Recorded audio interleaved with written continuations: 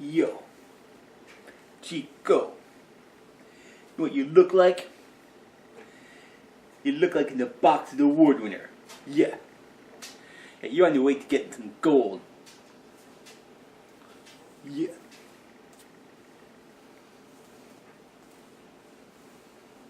And you got the machismo all over ya.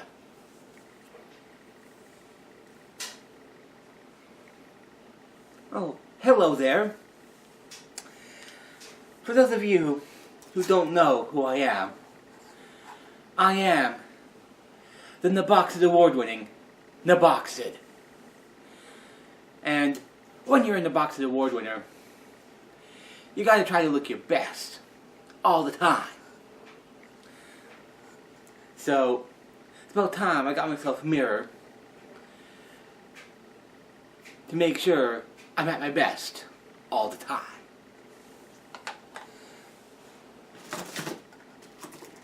Now, for those of you who've been watching the past few weeks, you know I've been talking about reasons why I am a wrestling fan.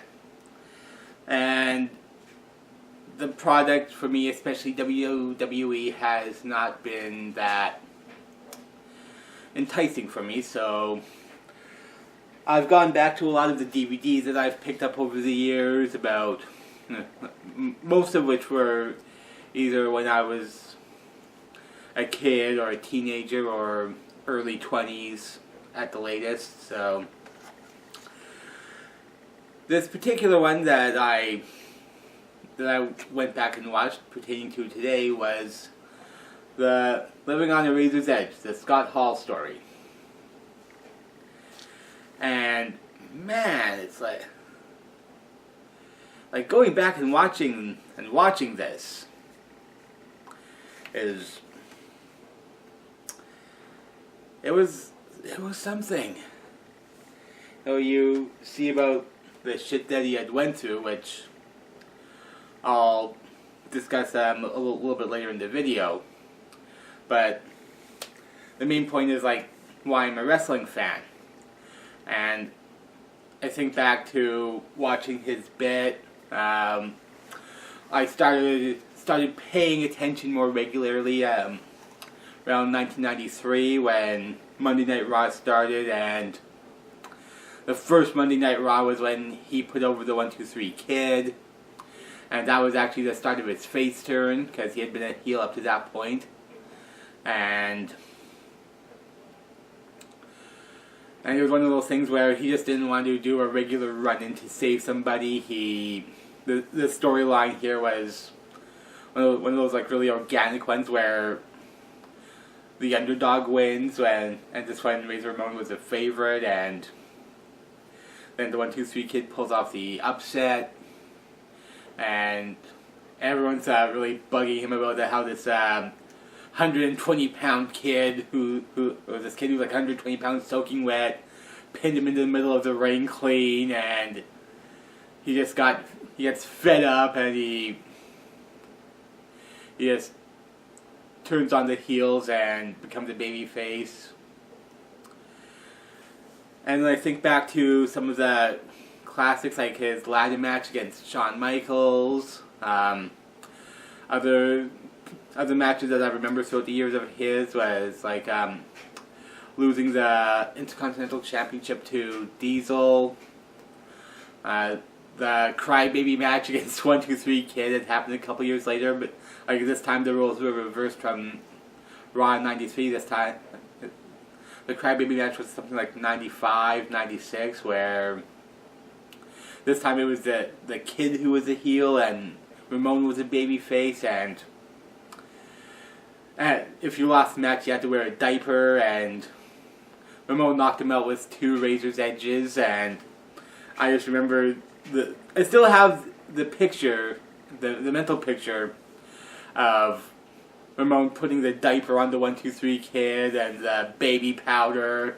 Oh, just some of those moments that stick out. And then again with 1995, I remember him going up against Goldust. Now, anyone who remembers that, it was Goldust had that really risque at the time gimmick where you would question whether or not he was gay, Goldust. So people remember the Attitude Era so much for all the over-the-top stuff going on. But when I think about the Attitude Era, that was really one of the very first angles that I remember that was really leading into it. So, and of course, you needed a gimmick like Razor Ramon, this macho guy, the gold chains, the hairy chest, the grease in the hair and all that, being this really macho guy, and he was just a perfect gimmick to play off of with Goldust. And that was, like I said, one of the earliest memories of the Attitude Era. And that was one of the seeds that planted it. And then you think back to also him jumping ship to WCW with Kevin Nash and starting up the Outsiders and then the NWO. And his United States championships. Oh. You know, it's like, aside from the ladder match with Shawn Michaels, for example, you don't really remember a lot of well, even then, that wasn't exactly technical classic either, but not everything has to be technical classic. You know, sometimes you just need a guy who can be there and do the job and get over, and Razor did that fairly well, especially in WWE. Now, for those of you who have watched the DVD, or even before that, clearly you're watching this, so you have some access to the internet. So you've probably read bits or seen bits online of all the demons he's had to face and all the shit he's had to go through. And it's one of those things where, man, as much of a fan as I am, it's like, you don't want to see guys go through that, you know? And it's like, I get that wrestling is scripted, and I know that they're gonna have injuries, that they're gonna face shit, they're gonna have vices at some point to help deal with it, but the less the better. As a fan, I don't want to see people have to go through all that shit with the pills and the alcohol that a lot of them that quite a few of them have dealt with. And even then, you think about some of the good stuff that he did, he was on the Jerry Springer show when he was still with WWF, and he gave a kid an actual Intercontinental Championship when he was still the IC belt holder, and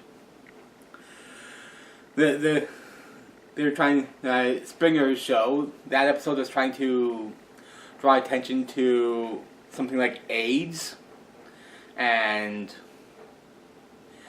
pointing out that not everyone, that some people who have AIDS, it was through no fault of their own. So they had kids on who had it. So, and Scott Hall gave the kid his actual Intercontinental Championship. And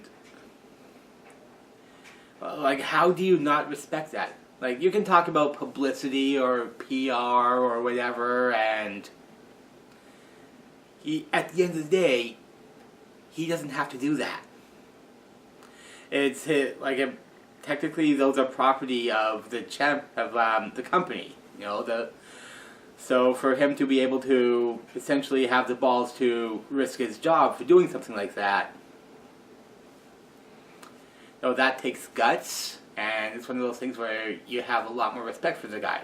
Now, Vince McMahon, he was on board. Vince didn't know about Scott Hall handing the belt over, But he was on board, you know, Scott said to Vince, hey, look, this kid's dying of AIDS. I gave him my belt, please, could you have another belt ready for me at the show? Like, oh yeah. So yeah, when Vince was on board, it's like, yeah, you did the right thing. Don't worry about it, we'll have a belt ready for you at the show. So it's just like that, things like that. Like the ladder match at WrestleMania, the giving the belt, the gimmick. You know, things like that you remember growing up.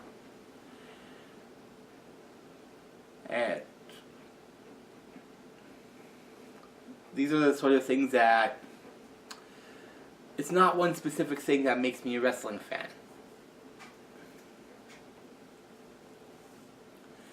You know, it's just the show, the whole thing's all together, and this was one of those pieces.